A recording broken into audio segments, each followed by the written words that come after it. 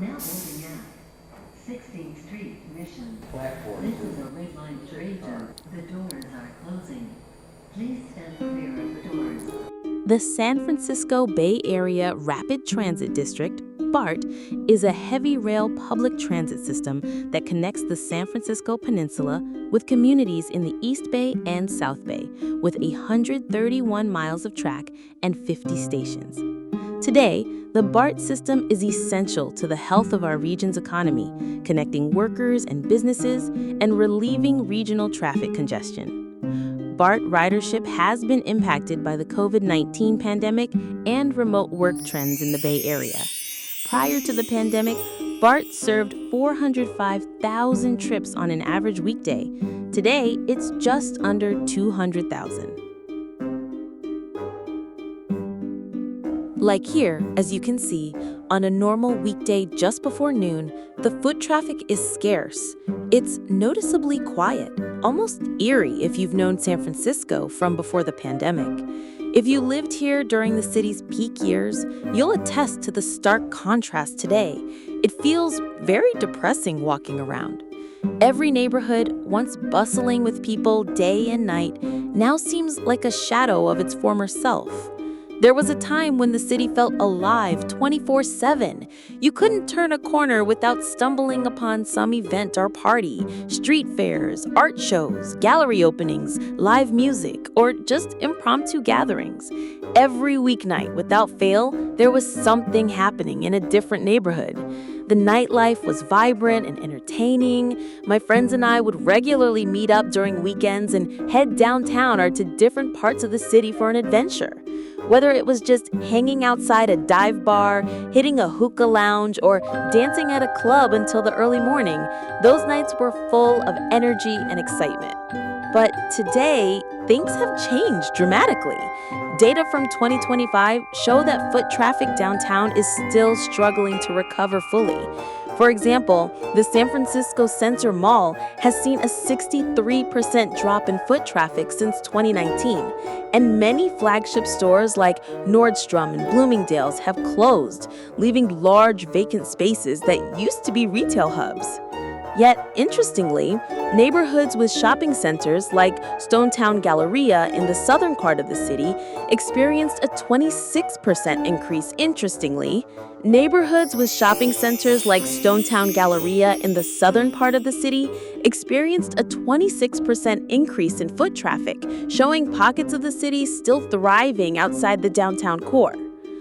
Even public transit ridership, which gives a good indication of commuter and visitor numbers, remains below pre-pandemic levels, with Muni Metro at about 65% and BART at 38% of their 2019 ridership. Office attendance downtown is still only around 40 to 50% of what it was, meaning many tech employees and professionals are continuing to work remotely. As you can imagine, fewer people working downtown means fewer customers for local businesses, restaurants, and events. Despite these challenges, there's optimism. The city is adapting. New restaurants and bars continue to open, and independent shops are beginning to thrive again, particularly outside the traditional downtown market. Smaller retail footprints and experiential venues are becoming more popular to accommodate new shopping habits and preferences. Plus, large-scale events have started bringing life back. For instance, recent weekends with cultural celebrations like the Chinese New Year parade and major sports events saw downtown foot traffic spike by nearly 50%. These moments remind us of what San Francisco can be, a cultural melting pot full of energy, events, and community spirit. Tourism is another key factor.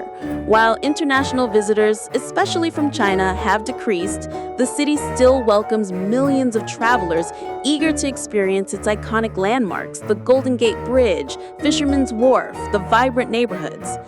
Travel officials forecasted that 2025 could see tourism spending climb to nearly $10 billion, close to pre-pandemic levels, if conventions and business travel rebound as hoped.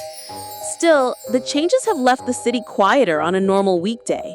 Walking these streets now often feels like stepping into a different San Francisco, a city where the usual crowd is missing, but anticipation lingers for a full revival. Personally, I remember those weekends when the city was bursting with life, and it's hard not to feel a pang of nostalgia. But knowing the city's resilience and constant reinvention, I remain hopeful that the vibrant, bustling San Francisco of the past will return, perhaps transformed, but still unmistakably alive and full of adventure. Take, for example, Valencia Street. This vibrant corridor cutting through the heart of the Mission District has long been one of the city's most beloved neighborhoods, known for its colorful murals, independent shops, and eclectic mix of eateries and bars. After the pandemic years, Valencia is making an energetic comeback, fueled by a series of new initiatives and events that aim to reconnect the community and draw visitors back to its sidewalks. Now, turning to the wider Mission Street itself, this avenue is the spine of the Mission District, running parallel and adjacent to Valencia, but offering a different, equally dynamic atmosphere. Mission Street is often seen as the commercial core, where a mix of long-standing Latinx-owned businesses, new tech startups, and trendy cafes coexist. While Mission Street has faced its share of challenges, especially due to rising rents and some store closures, yet it still remains a vital cultural and commercial hub. One of the defining trademarks of Mission Street is its culinary scene. The street and its surrounding blocks are home to some of the city's most authentic taquerias, bakeries, and restaurants that celebrate the Mission's Latino roots alongside new American eateries and fusion concepts. Many residents and visitors alike flock here for the vibrant colors, aromas, and flavors that bring the street to life every day. Murals and street art adorn building walls, telling stories of community, activism, and history, a visual language connecting the past to the present. However, like much of downtown San Francisco, Mission Street has felt the impact of reduced tourism and remote work. Foot traffic has not fully returned to pre-pandemic levels, and some storefronts remain shuttered.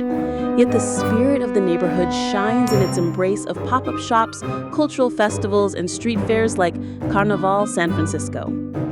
These events bring music, dance, and art back to Mission Street, transforming it at times into one of the liveliest areas in the city. Notably, efforts have been made to balance the influx of new businesses with preserving the mix of long-time family-run establishments that give the Mission its character. The push for zoning protections, affordable commercial rents, and community support networks has been a focus among local activists and city officials. They recognize that the vibrancy of Mission Street relies on its diversity, not only culturally, but economically, as a place where new ideas coexist with deep roots. Together, Valencia and Mission Streets tell complementary stories of San Francisco's evolving urban landscape, one revitalizing with cultural festivities and boutique entrepreneurship, the other navigating change while holding fast to its community traditions. Walking these streets today, you can feel a cautious but growing optimism. New night markets and street festivals beckon neighbors and visitors alike to rediscover the Mission's energy. The return of foot traffic, accompanied by the hum of conversations, music, and the clinking of glasses on a lively evening, signals that the Mission is far from lost. Instead, it continues to embody the resilient, creative, and community-driven heart of San Francisco. These streets are not just places on a map. They are living expressions of a neighborhood's pulse, rebounding one event, one business, and one connection at a time.